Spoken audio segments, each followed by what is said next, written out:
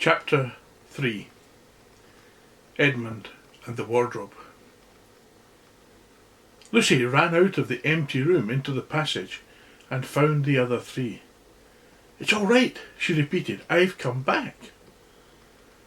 "What on earth are you talking about, Lucy?" asked Susan. "Why," said Lucy in amazement, "haven't you all been wondering where I was?" "So you've been hiding, have you?" said Peter. Poor old Lou, hiding and nobody noticed. "You'll have to hide longer than that if you want people to start looking for you." "But I've been away for hours and hours," said Lucy. The others all stared at one another.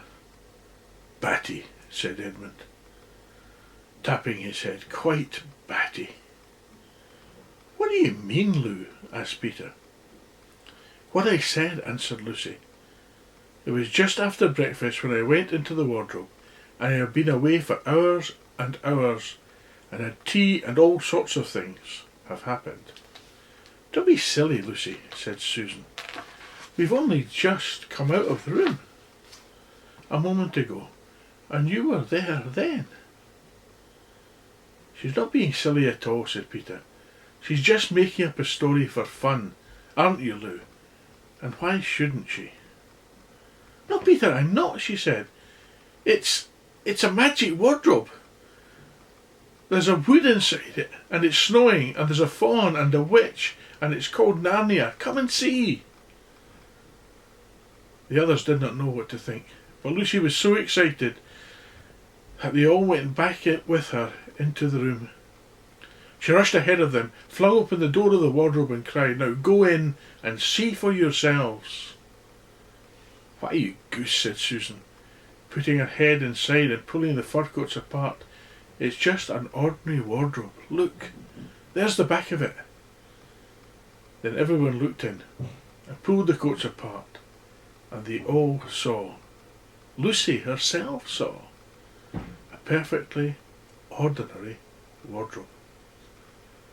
There was no wood and no snow, only the back of the wardrobe with hooks on it. Peter went in and rapped his knuckles on it to make sure it was solid. "A jolly good hoax, Lou," he said as she came out again. "You have really taken us in. I must admit we half believed you." "But it wasn't a hoax at all," said Lucy.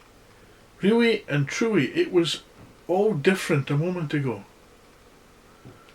"Honestly, it was, I promise." "Come, Lou," said Peter. "That's going a bit far. You've had your joke. Hadn't you better drop it now?"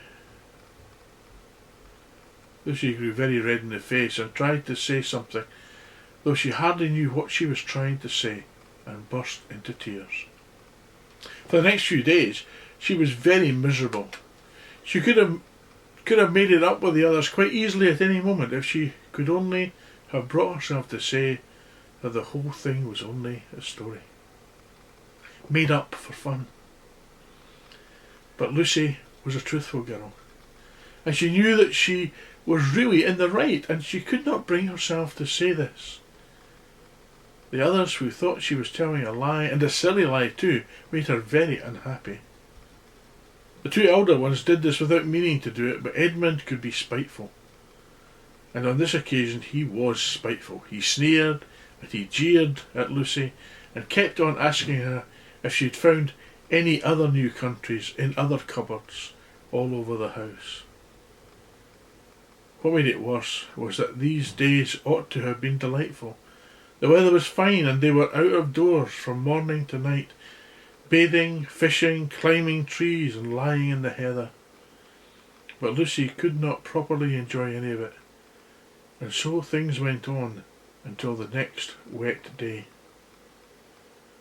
That day, when it came to the afternoon and there was still no sign of a break in the weather, they decided to play hide and seek.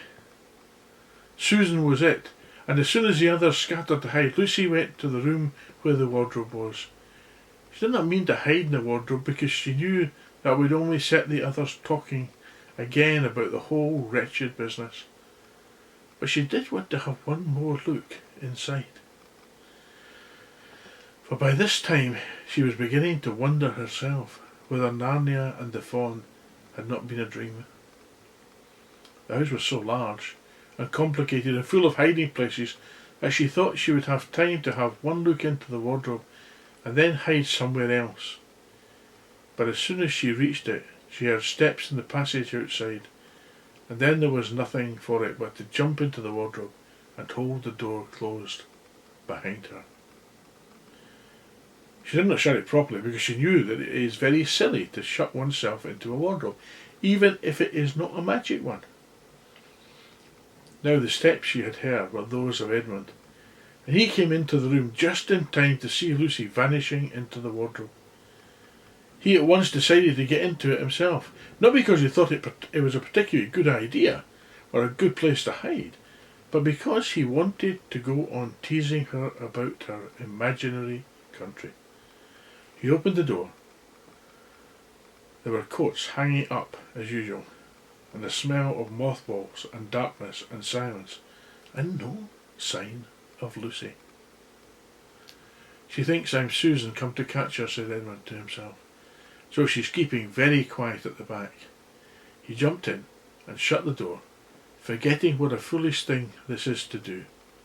Then he began feeling about for Lucy in the dark.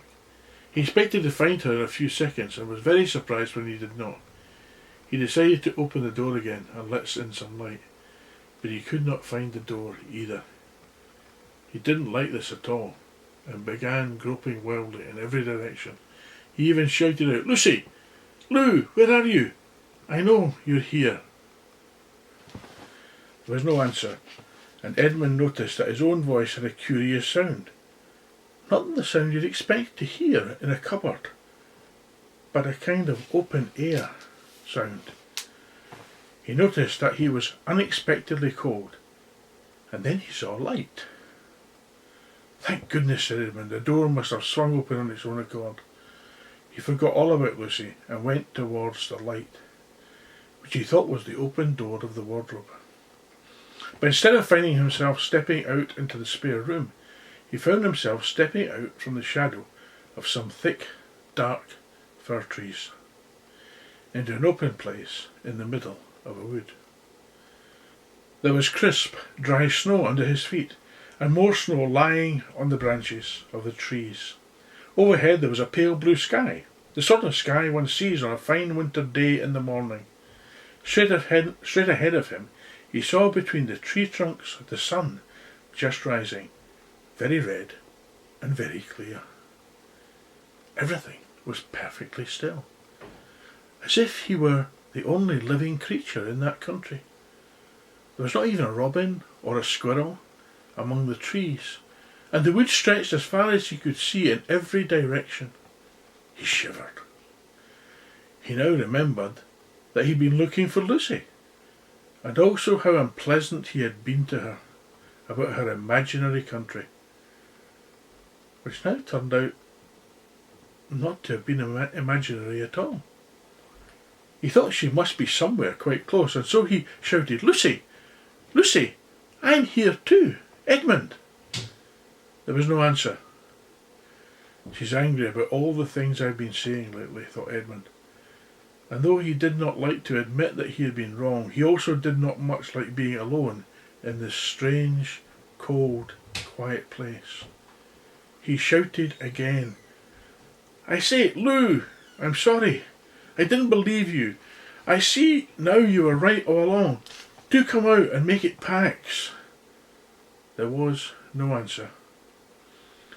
"Just like a girl," said Edmund to himself, "sulking somewhere, and won't accept an apology." He looked around him and decided he did not much like this place.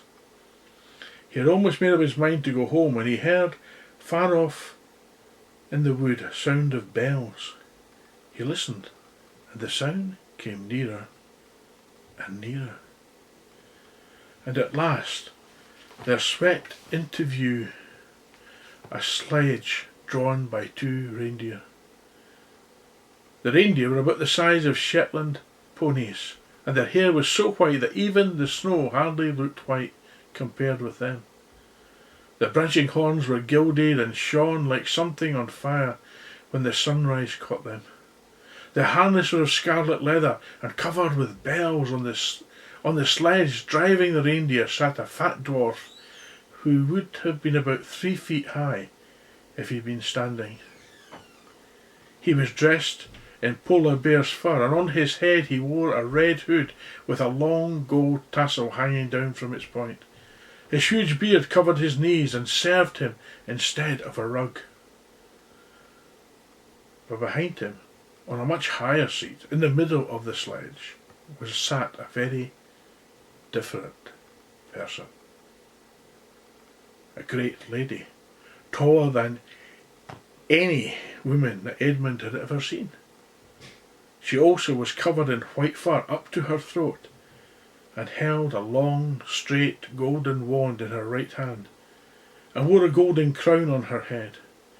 Her face was white, not merely pale, but white, like snow or paper or icing sugar, except for her very red mouth. It was a beautiful face in all other aspects, but proud and cold and stern. The sledge was a fine sight.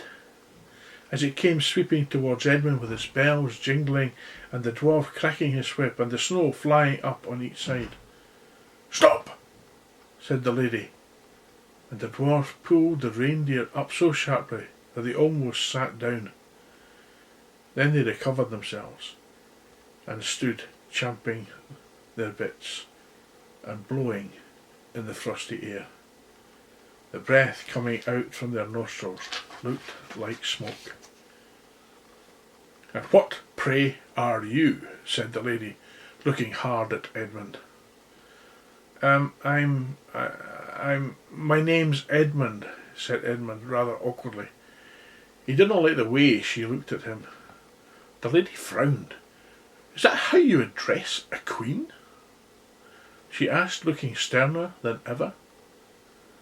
"I beg your pardon, your majesty. I didn't know," said Edmund. "Not to know the Queen of Narnia?" cried she. "Ha! You shall know us better hereafter. But I repeat, what are you?" "Please, your majesty," said Edmund, "I don't know what you mean. I'm at school. At least I was. It's the holidays now."